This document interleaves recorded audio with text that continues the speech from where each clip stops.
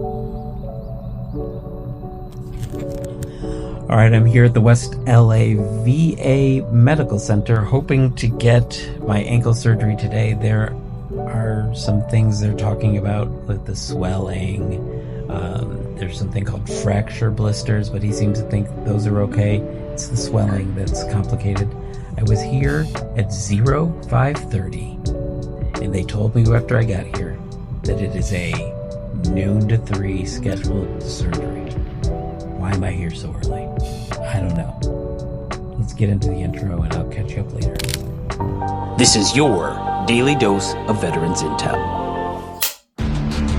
This is all about the military and veterans community. Hey, we're talking about news you could use. Tune in, you're not going to want to miss this. I'm not doing this for ego. I have plenty of ego. I'm doing this to help people live their best veteran life.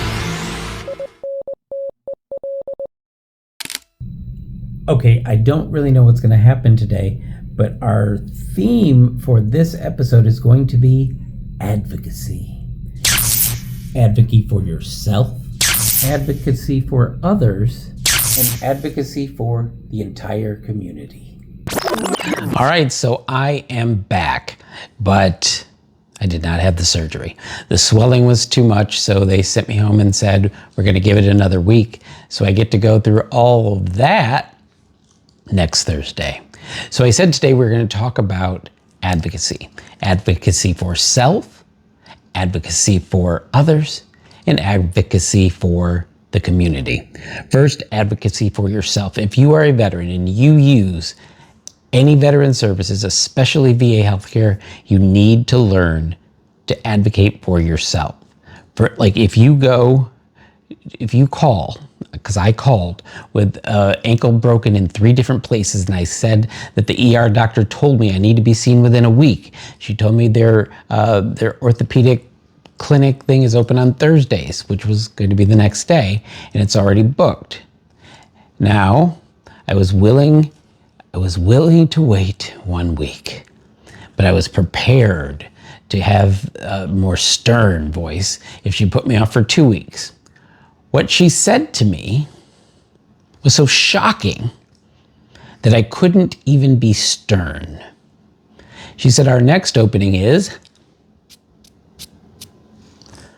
March 28th.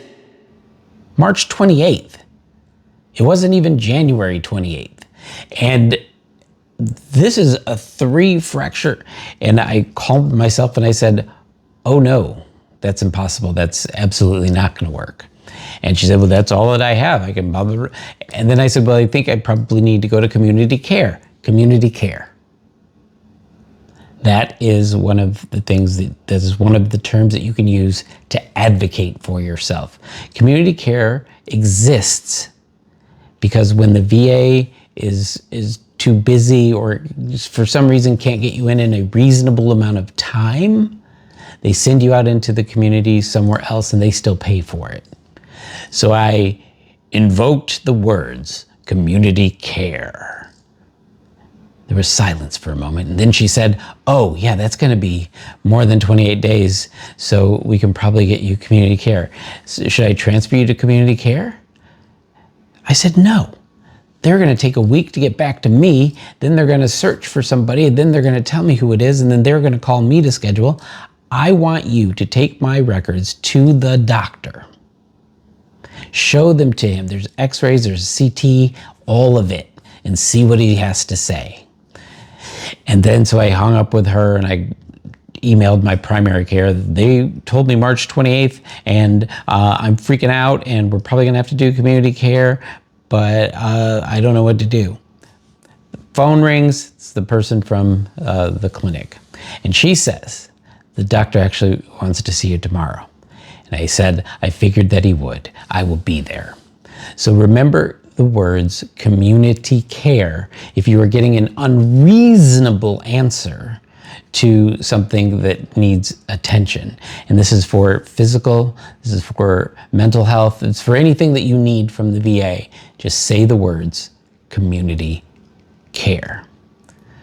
So I go in and I I have my appointment, and when I go in there, I see a knee scooter sitting over there in the corner.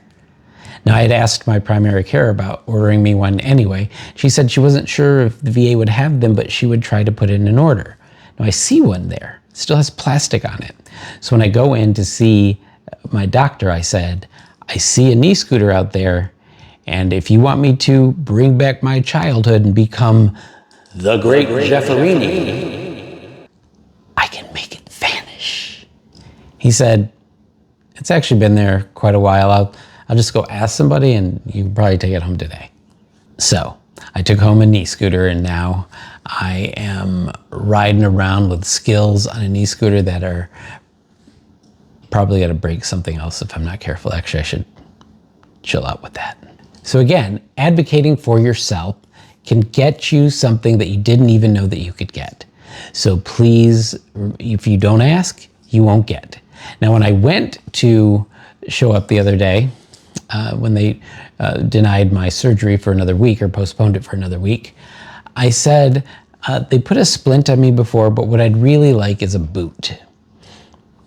I argued for a boot. I passionately was talking about, well, you're gonna have an incision with stitches or staples. I don't know what you're gonna do. We probably need to watch it for infection and such. And then I was like, and my leg itches, and I don't like the fact that water hasn't touched an entire part of my body for 2 weeks. So I'd really like to be able to have a boot, take it off, and blah, blah, blah. And he was holding his ground. So sometimes when you advocate for yourself, you won't win because they have, I don't know, medicine and science that you can't argue with because, you know, we're not doctors. But you better believe me, Dr. Bing is going to help me get the information that I need to be able to make my case again when I go back next Thursday. I want a boot. I want to wear regular clothes. I want to wash that part of my body. I want to see if there's infection. So I will continue advocating for myself, because if you don't say anything, you won't get any action.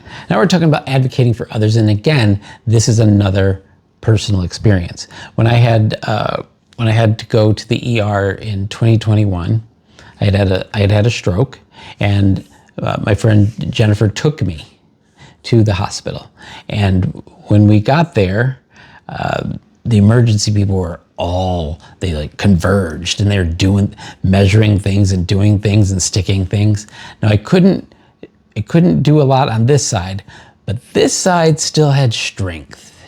And when they started sticking with me with needles, and I hate needles, by the way, I grabbed that man and I pulled him to me, and I was trying to say, don't stick me without telling me what you're doing. Now, backstory is I have a really huge lack of trust for most people. I don't trust that they know what they're doing. I don't trust that they have good intentions. Now, this is not for everybody, but it's just a baseline that I use. It's an issue.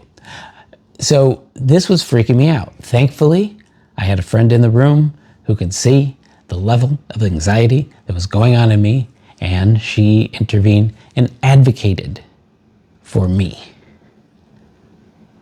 Now, if you know someone that's in a situation of being in the hospital, or there's probably other scenarios, learn what you need to learn to be able to advocate for that person.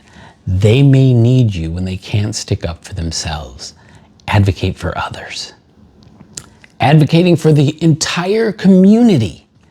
This is a task, it's so selfless most of the time, because even if you are affected, you're speaking on behalf of a plethora of other people. You are using your energy and your communication to help the entire community in which you exist. My friends, Elizabeth Hartman and Courtney Steffen, do this better than anybody I know right now in the veteran space. They tirelessly advocate for veterans. They do it with such passion, and sometimes people in certain tiers of influence or power don't like it, but they know that what they're doing and what they're advocating for is right, and they don't stop. You can certainly help with things like voter voice, things that VFW and American Legion both have, where you can just, with a single click, you can let your elected officials, your 2 senators, your congressperson, you can let them know that an issue that these organizations support is also important to you. You can join the strong veteran presence on websites like LinkedIn. That's not just for getting a job. The veteran experience there is strong. You can do that. And you can hear what people are saying, take what resonates with you, and repeat it, and boom, you're advocating. So remember, we want more in 24, right? So I want more advocacy. I want more advocacy for self. I want more advocacy for others. And I want more advocacy for the entire community. Are you going to join me in 2024? I certainly hope so. I don't know what the schedule is going to be like. I've been screwing it up. This is the only one that I did this week. I didn't do Friday last week. And I have Thursday again. So I'll try to get one out on Tuesday, but things are not looking good for next Friday.